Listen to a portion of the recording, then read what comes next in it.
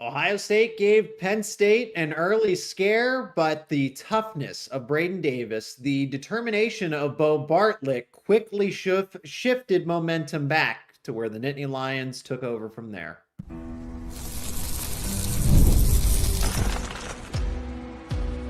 You are Locked On Nittany Lions, your daily podcast on the Penn State Nittany Lions. Part of the Locked On Podcast Network, your team every day. You are locked on to Penn State Wrestling. My name is Zach Seyko, and I am your host of Locked On Nittany Lions. Welcome into a live show to recap Penn State versus Ohio State Wrestling out in Columbus.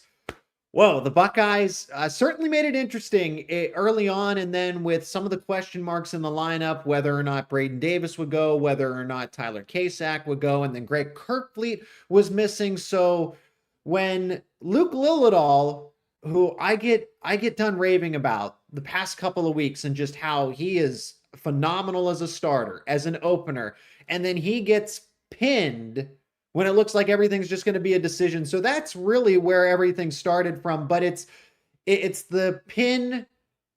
It's Luke Lilledahl getting pinned, and then Braden Davis wrestling. There's no confirmation. He's clearly not 100%. Nick Bazakis nearly pins him. And then Jesse Mendez against Bo Bartlett. Bo's lost those matches consecutively. Shane Van Ness isn't a gimme at 149 with Dylan D'Amelio, as we all saw. And then Joe Seeley's getting ready to wrestle at 157. Things did not look so promising, but that's why Braden Davis and Bo Bartlett saved the momentum. Because on the road in Columbus, that was a pretty hostile environment that the Buckeyes put together. And of course, since this is a live show, let me know your thoughts in the live chat. We'll talk about them in the upcoming segment. But Luke Lilledahl gets pinned. And then Braden Davis, for him to wrestle, because I think about this alternate timeline where it's Kyson Garcia who goes in. And I've been extremely impressed with Kyson and what he's done thus far. But there's a reason Braden Davis wrestled today. If he was available to go, he was going to go. And Cale Sanderson knew the test that Nick Bazakis was. That's a 50-50 matchup one way or another. And the fact that Braden Davis, who hasn't wrestled in a few weeks, certainly and didn't look like he was walking the best after, but he got the job done. It was pure grit, pure toughness from Braden Davis to pick up that victory against Bazakis. Because Bazakis nearly had him pinned. He held out. I don't think there were any stall calls in that bout either. And Braden Davis, aside from getting caught once, looked like the comparable and even better wrestler against a fringe top 10 wrestler in Bazakis. I think Bazakis is better than that. He'll probably be an All-America wrestler by the end of the postseason there. But I just think about that. Luke Lilledahl, you don't expect him to get pinned. You don't expect that to happen. That's a 9-point swing. He has the lead. That's going to be 3 points in favor of Penn State. And then, okay, it's cruise control from here on out. Maybe you lose a couple others, right? We're kind of expecting Penn State to win 7 out of 10, which they did, but it's the bonus points at the beginning. It's 6-0. And that's Luke Lilledahl, who we're talking about as, hey, just somebody that's a starter. He just gets things started on the right foot for Penn State. The forfeits, the punt weight at 125, that's a thing of the past with Luke Lilledahl, and he gets pinned. Braden Davis isn't 100%. And if Kyson Garcia wrestles against Bazakis, this really gets out of hand, but Penn State was strategic. They knew that they had to wrestle Braden Davis in tonight's dual meet because that momentum really would have been in the favor of Ohio State. And then I know Bo Bartlett won.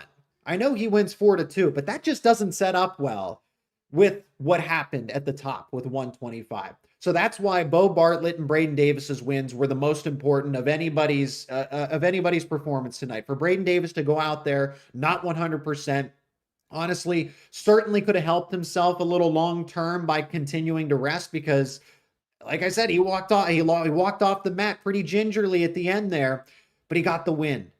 That's got to count for something. I don't think we're going to see him against Illinois. I think it's a safe bet that Braden Davis is going to get back to resting for the Sunday dual meet against Illinois. But then Bo Bartlett. Bo Bartlett should be the one that we lead off with, but because of the setup, because of Ohio State going up early and leading at half, Penn State hasn't trailed halfway through a dual meet since Nebraska of last year. It has been a long time. It's almost been 1 year to this date, February 18th.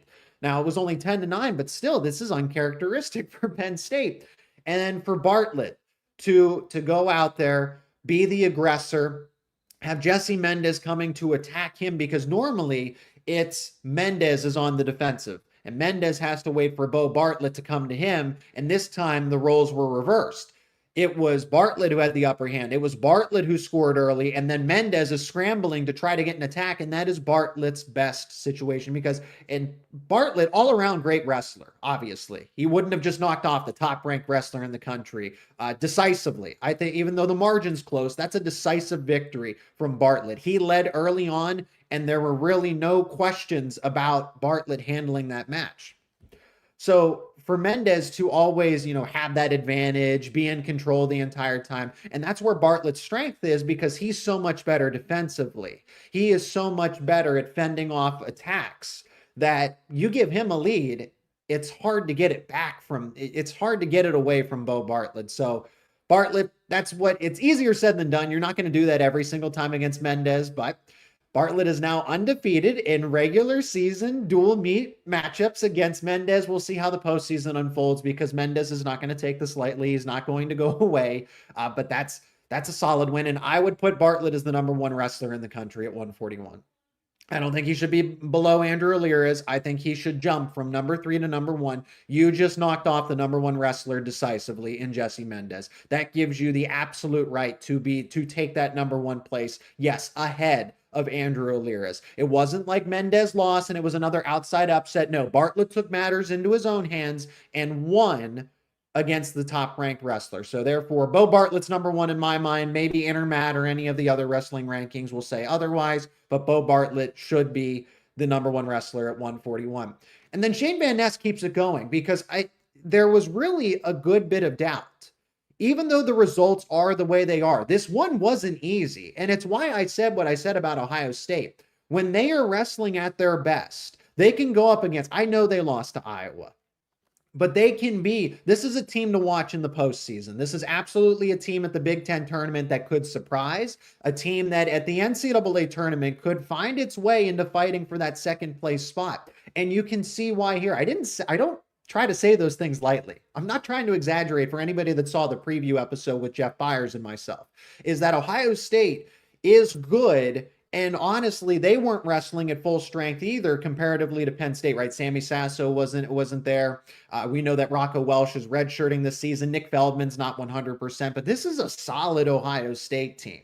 And I know they caught Penn State. Hey, Braden Davis isn't 100%. Tyler Kasak's not in the lineup. Joe Seeley gets his first start of the year. Cole Mirasola gets his first start of his NCAA career. So Ohio State obviously caught Penn State when they're not at their strongest. But like I said, it's Brendan McCrone, it's Nick Bazakis, it's Jesse Mendez, it's Dylan D'Amelio that will give you a fight at some of those lower weights.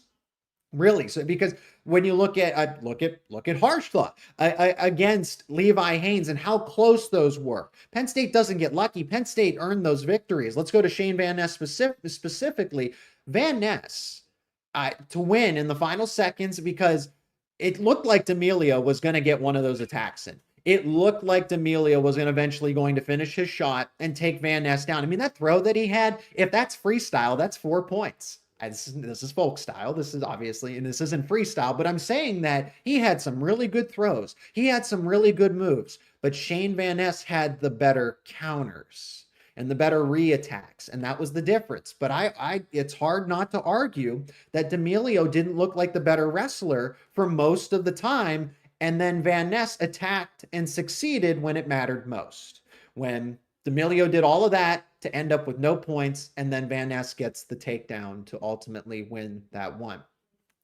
So Ohio State did give Penn State a scare. I mean, that was certainly, it helps when, after Braden Davis, after Bo Bartlett, and then Shane Van Ness. But, with the uncertainty at 157, and we saw how that unfolded, the uncertainty at heavyweight, and we saw how that one unfolded, that Ohio State could have really made this a dual meet had those other ones gone in their favor. But that's why Penn State's the best of the best. That's why they have the dual meet streak now at 69 wins, because even when you are wrestling at your best, I think Ohio State, for the lower half of the weights, for the first half of the dual meet, wrestled as close to a perfect match as they could have collectively. Yes, Jesse Mendez lost. Yes, Nick Bazakis lost. But even them wrestling at their best still wasn't good enough to beat Penn State on a not so great day. Penn State did not wrestle perfectly. They did not wrestle as elite, as stout collectively as they normally do. Lineup changes factored in, injuries, Braden Davis not being 100%. But even when Penn State's not at its top of the game, Ohio State certainly was, and Penn State still beat them decisively, 7-3 in head-to-head battles, 27-13 on the overall score. It was somewhat refreshing to see Penn State challenged in a sense, and there was kind of that uncertainty. What's going to happen next? Like, this is a costly matchup going into and creating somewhat of a domino effect, but Braden Davis and Bo Bartlett completely silence that. And I just think of, what if Davis does lose that match, and then it's 1 versus 3, and Bo Bartlett and Mendez, the stakes are a lot higher to see how this is really going to unfold. And it's those kinds of victories within the victories that really keep things from getting out of hand. And because it could have gone down to the wire, and it didn't. Thanks to Davis, thanks to Bartlett. We got to talk about Luke Lilledahl, because how did he get pinned from just simply being on bottom? It's not like Macron had hit a move. I mean, he did hit him. He had the tight waist, so he turned him, but it's not like he hit some crazy move and then caught Lilledahl.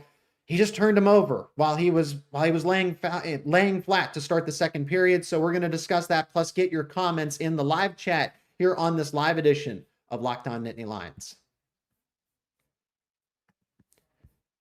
And today's episode is brought to you by Factor. Are you looking to optimize your nutrition? Well, Factor makes eating well easy with chef-prepared, dietitian-approved meals that are fresh, they're never frozen, and ready to heat and eat in just a couple of minutes. With 40 options across 88 dietary preferences each week, you can customize your meals to fit your lifestyle. So whether that's Calorie Smart, Protein Plus, Keto, plus Factor even offers wholesome smoothies, breakfasts, grab-and-go snacks to keep you fueled all day long.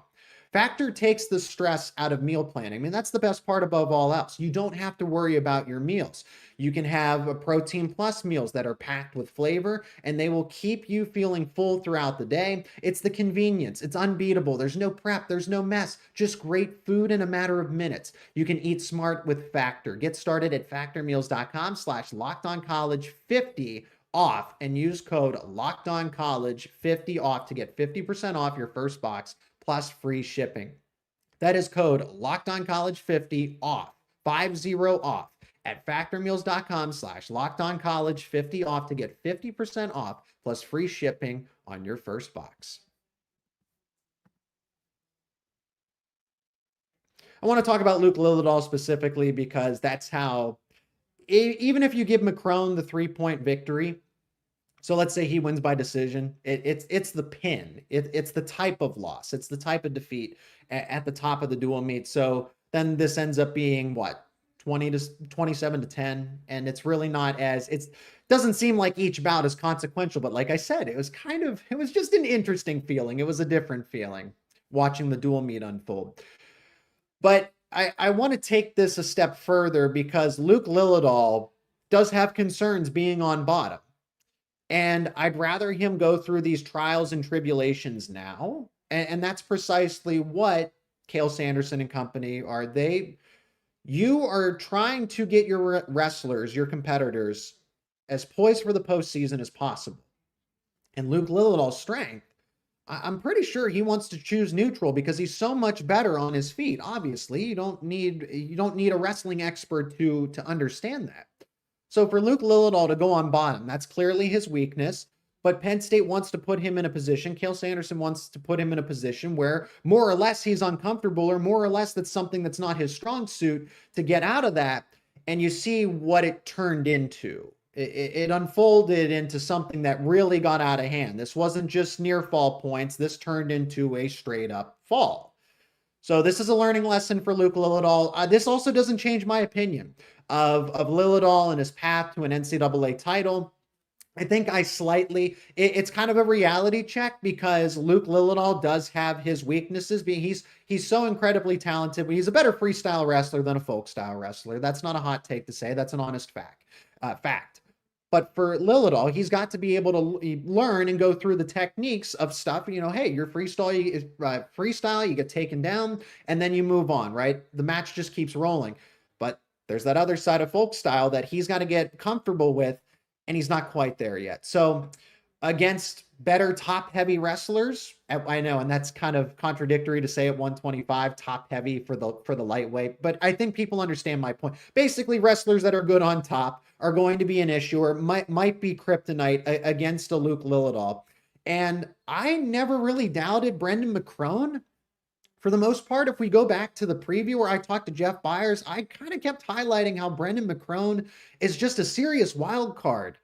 He can get pins. He can get bonus points. He is kind of this all or nothing home run type of hitter at 125 for Ohio State. So McCrone was definitely on his game tonight.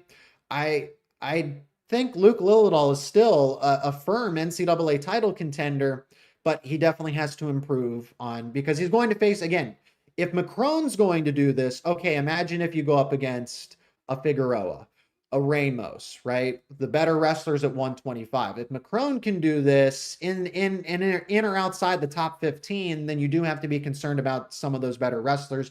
But I still think this is roulette at 125. Anybody now, Matt Ramos would be my pick at this point in time as we sit here in mid-February.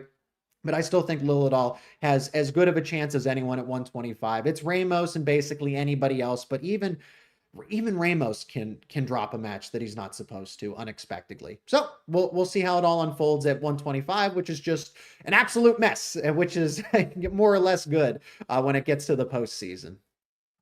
We'll jump into the comments section. Thank you so much for spending your Friday night for Valentine's Day. It is a holiday here on Locked On Nittany Lions. Bo Bartlett wrestled a great match.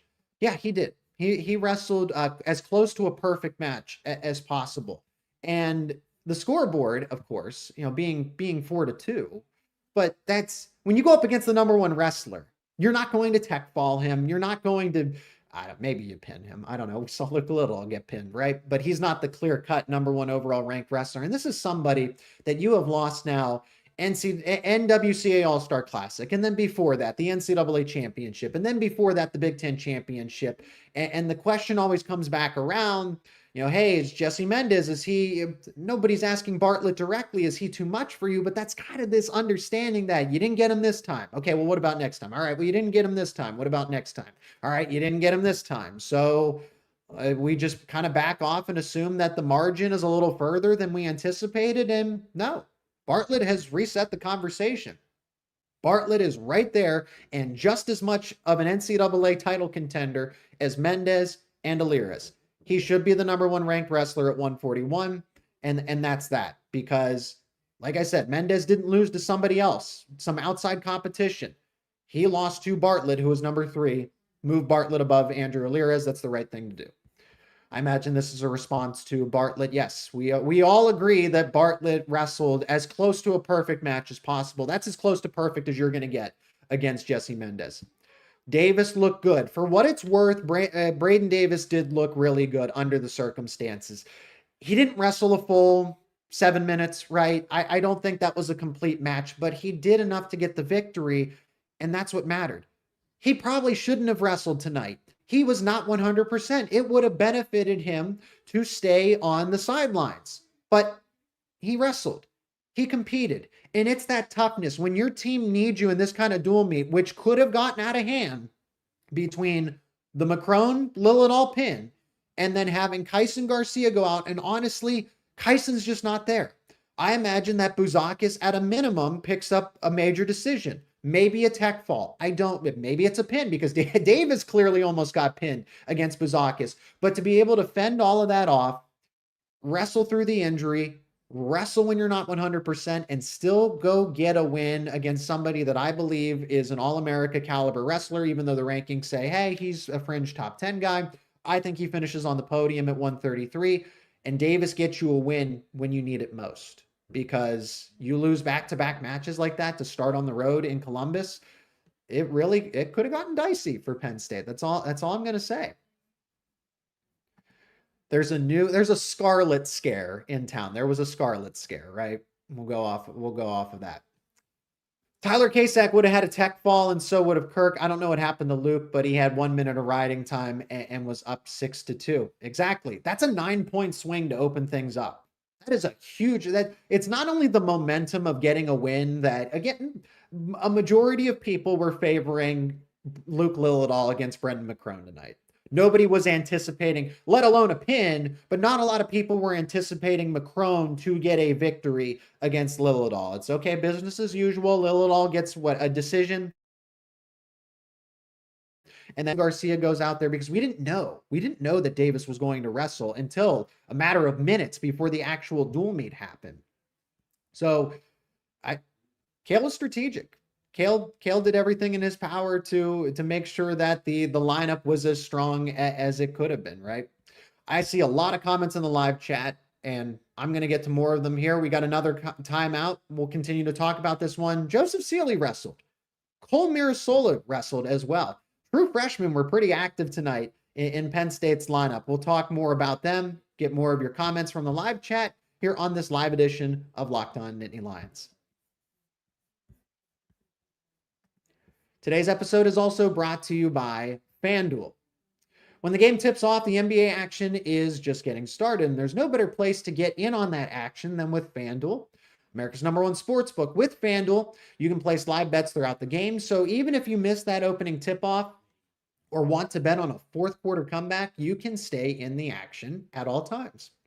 And if you're looking for a bigger payout, you can even combine your live bets into a same game parlay. So it doesn't just have to be before the game. It can actually be during the game as well. Using FanDuel's live betting feature is great because it keeps every moment of the game exciting. So whether you're backing a team for a late game rally or picking a player to hit that clutch three, you'll never feel like you missed a chance. And plus, the app is super easy to use. And when you win, you get paid instantly. Right now, new FanDuel customers can get $150 in bonus bets if your first $5 bet wins. It's all it takes. A $5 bet to win to get $150 in bonus bets. Just visit FanDuel.com to join today. That is FanDuel.com for your shot at $150 in bonus bets. Make every moment more with FanDuel, an official sports betting partner of the NBA. Final segment of the show. Let's jump back into the live chat because I want to make sure that I get some more comments in this as well.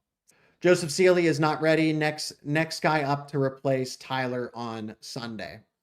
I'm okay with Joseph Sealy getting the call. Cannon's just more experienced, right? Sealy, what is his plan exactly? Is he 157? Is he 165? And the coaching staff seems to think that he's in a really good place. I think that I like giving him the nod. This is a top 10 pound for pound wrestler overall, according to the recruiting rankings for the class of 2024. If there's an opportunity to wrestle him, for him to wrestle, if there's an opportunity to see him compete when it's inconsequential, and when I say inconsequential, I don't necessarily mean in the schematics of the duel, I mean in terms of his red shirt. So this matchup, this isn't just at a tournament where he's better than a lot of these other competitors that are wrestling unattached, right? This is a legit Division I, Big Ten Conference dual meet, and you got to bring your A game. So no, Sealy does not look ready. No, Sealy looks behind. And it's the same thing with Cole Mirasola. Now I thought Mirasola had certainly, he was more aggressive. He was more opportunistic. I felt like Sealy wrestled very passively, whether it's he got tired at the end. It was the stall call, this stall call, and then another stall call. And you don't need to see that. So I in comparison to his other true freshman counterpart that's not in the starting lineup, I mean, the true freshman do you notice how all three of Penn State's losses were true freshmen? Luke Lilledahl, Joe Sealy, and Cole Mirasola. So like I said, Ohio State did bring its A game for the most part, but it was the parts of the lineup that aren't as much of a certainty. The veterans took care of business. Bartlett, Shane Van Ness, Levi Haynes, even the ones that were dicey, even the ones that were close, that, hey, a different move, say D'Amelio lands that move. But no, Van Ness took care of that. Harchla, What a match. What an effort. Haynes was trailing. Haynes gave up his second takedown of the season. The other one that he gave up was at the journeyman duels to Keegan O'Toole, who is the number 1 ranked wrestler at 174. So Ohio State is competitive. They're there. I don't think of them as this, afterthought of a team, but Penn State wasn't at full strength and still got the victory and still got a decisive victory. So I can go back to this if you missed this part. I already answered it already, but do you think Lilledahl is a contender? He doesn't look like one yet. I think he continues to, he will check some boxes and then leave some others unchecked. So is there certainty that he is a clear-cut NCAA title contender? Maybe not as much right now, but I think these are small mistakes that I'm glad this is happening now when you still have Illinois, you still have American University, you have the Big Ten tournament, and then you get to NCAAs. I really think it's a crash course at 125, and I know Brendan McCrone's going to say, well, wait a minute, but I really do think we can expect Luke Lilledahl and Matt Ramos, depending on how the seeding is, right? I think at some point we are going to see Matt Ramos versus Luke Lilledahl at the Big Ten tournament, and then NCAAs, that is yet to be seen. I do think of Luke Lilledahl. It's Luke Lilledahl is so sound offensively, and he can score a bunch. I think that Penn State is putting him in positions to where he is challenged, where he has to overcome a struggle and doesn't just continually play to his strengths. He has to compete in other ways and try to win in other ways, and one of those ways isn't on bottom. Is D'Amelio going to be a dark horse for NCAAs? I would think so. I think he deserves more respect. I don't think he's a fringe All-America wrestler. I think he's right there in that top 5. 149 is a very solid class. Obviously, we've seen the triangle now unfold between Kyle Parko and Van Ness and Ridge Lovett. Everyone defeats everybody. And then you have Caleb Henson at the top. He seems to be the overall favorite. But I think D'Amelio's in that. It's not distant from them, but it's those 4.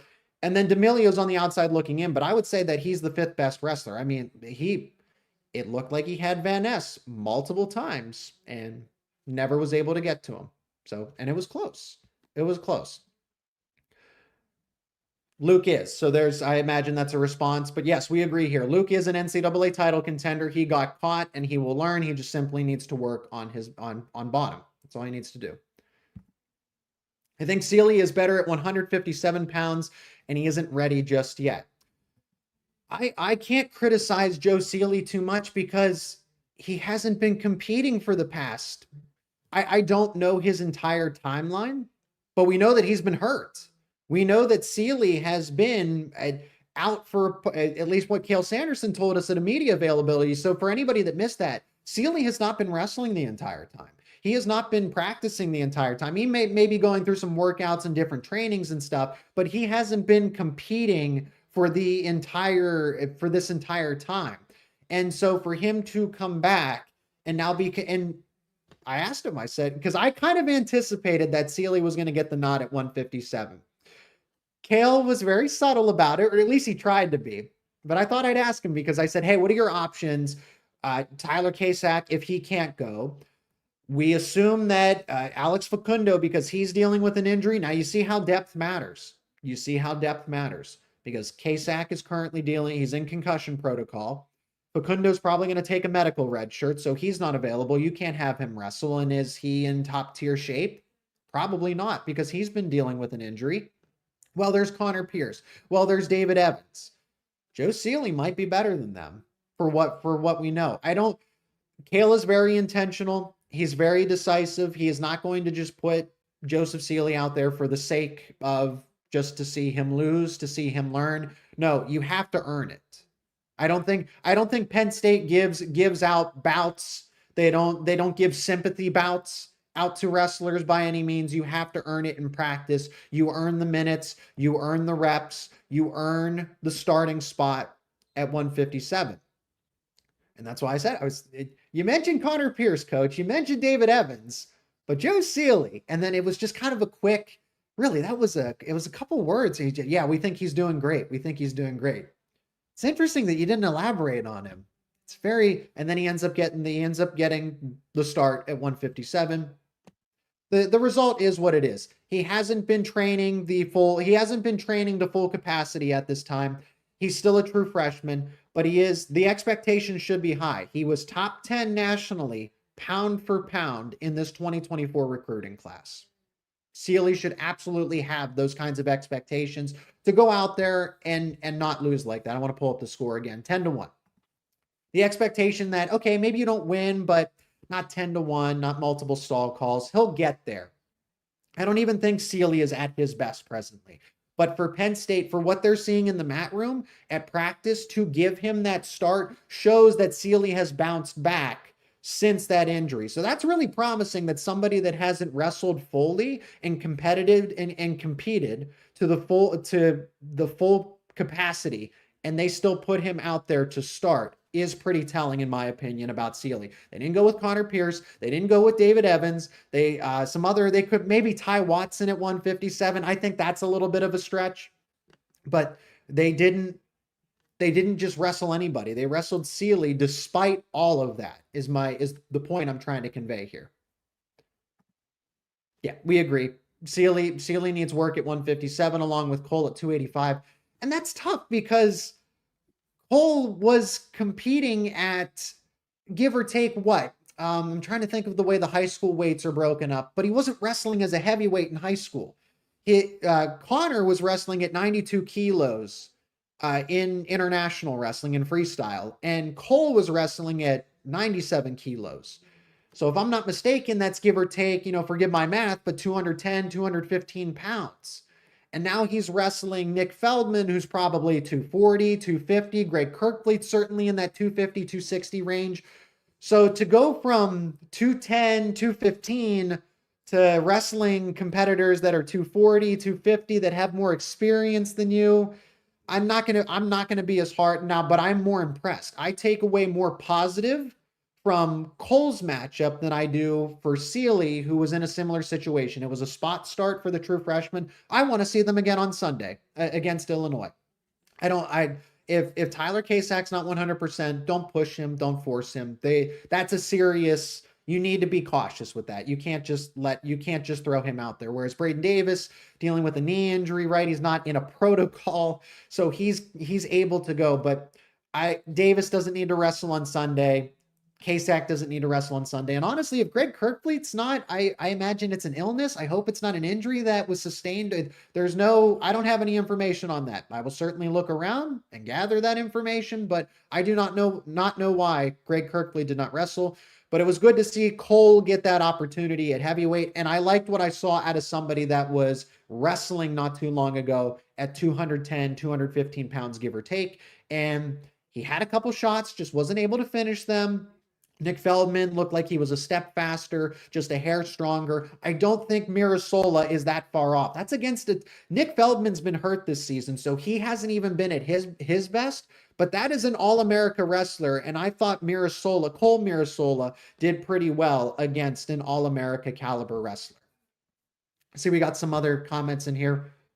It doesn't matter if it's 4 consecutive, because I see that Jones is contributing a lot of thoughts here. It's all good. I want your comments. Bartlett wrestled a great match when he's on attack mode and Mendez doesn't have an answer. You notice how it's different when one person's the aggressor and you're not scrambling and trying to compete from behind. Do you notice that? When it's the shoes on the other foot, and Bo Bartlett wears 2 different shoes, as we all know, but pun intended, but pun aside, Jesse Mendez was the one that was trying to figure things out, and Bartlett is just so much better defensively. Again, all around good wrestler. All good doesn't even begin to describe Bo Bartlett, because he's an NCAA title contender at 141. So all around elite wrestler, but he is a much better defensive wrestler than he is an offensive wrestler. I mean, that's Jesse Mendez. There are big expectations for him. And now Bo Bartlett kind of resets that conversation that, hey, Mendez, does have some competition here. It's not just his race to lose. And Bartlett, I'm glad that he put himself back into the conversation. It's not just Aliras and Mendez on a crash course for 141. No, Bo Bartlett has just as much of a chance as either of them. we'll finish up with this. This has already been said, but Luke Lilledahl will definitely learn from the loss. Being in the Penn State wrestling room, the adjustments will be made come March. Couldn't sum it up any better way. I'm glad we're up. One more comment in there. Cole at the end of the first period hasn't had an amazing ankle pick, but the period ended. That's right. He did have the takedown if there was 1 or 2 seconds left on the clock. He has a promising future ahead. I like what I saw. I think both the twin brothers. This is something I want to probably talk through. It's not really the best right now at the end of an Ohio State recap, but just I'm thinking about the lineup for next season. Cole's going to be the heavyweight with Greg Kirkfleet moving on. But you have Carter Starachi moving on at 184. What do you do between 84-97? Do you wrestle Zach Ryder at 184? Do you have Josh Barr cut back down to 84 because he's done so well at 97? I mean, I didn't even get to Josh Barr again. Absolute technician, just wears his opponent down and ends up winning by tech fall. The first 2 periods are just kind of a mental game for the opponent, and nobody has an answer for Barr's stamina to this point outside of Stephen Buchanan and Jacob Cardenas, but even still, Barr gets the win against Cardenas. Buchanan is TBD. That's what Barr, but Barr at 97, he's a national title contender. So the battle's not necessarily at 184 and 197. It's between Zach Ryder and Connor Mirasola to see what that lineup looks like in a year's time. So that's way out there, but that's another conversation I want to get to in due time here. But Penn State stays undefeated. 69 dual meet victories in a row. 27-13 the final against Ohio State. They wrestle Illinois 2 p.m. Eastern time this Sunday, a couple days from now.